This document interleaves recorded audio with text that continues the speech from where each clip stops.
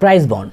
আমরা অনেকেই জানি না প্রাইজ বন্ড আসলে কি, এটার কোনো সুবিধা আছে কি না, আদৌ এটা কি কিনা ঠিক হবে কি না, এটা নিয়ে আমাদের আজকে ভিডিও। চলুন ভিডিওটি শুরু করি, let's go.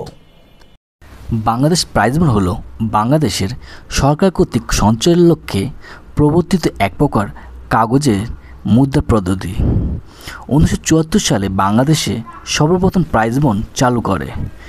Bangladesh prize bond Bangladesh ব্যাংকের সমস্ত বাণিজ্যিক ব্যাংক, সরকারি, আধা সরকারি ও বেসরকারি ব্যাংক, ক্যাশ অফিসিয়াল ও ডাকঘর থেকে কেনা ও ভাঙানো যায়। প্রতি বছর 4 বার 3 মাস অন্তর অন্তর এই প্রাইজ বন্ড ড্র হয়। জানুয়ারি 31 তারিখ, এপ্রিলের 30 তারিখ, জুলাই 31 তারিখ এবং অক্টোবরের 31 তারিখ প্রাইজ বন্ডের ড্র হয়।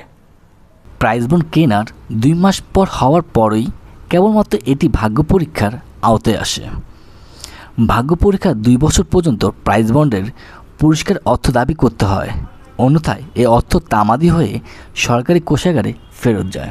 ভাগ্য পরীক্ষার ফলাফল সাধারণত বাংলাদেশ ব্যাংকের ওয়েবসাইট অথবা বিভিন্ন জাতীয় দৈনিক পত্রিকার মাধ্যমে প্রকাশ করা হয়। বর্তমানে প্রাইজ বন্ডের 58টি সিরিজ প্রচলিত আছে।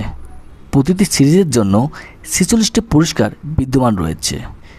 প্রাইজ বন্ডের পুরস্কারগুলো হচ্ছে: প্রথম পুরস্কার 1টি 6 লাখ টাকা, দ্বিতীয় পুরস্কার 1টি 3,25,000 টাকা, তৃতীয় পুরস্কার 2টি 1 লাখ টাকা, চতুর্থ পুরস্কার 2টি 50,000 টাকা এবং পঞ্চম পুরস্কার হচ্ছে 40টি 10,000 টাকা।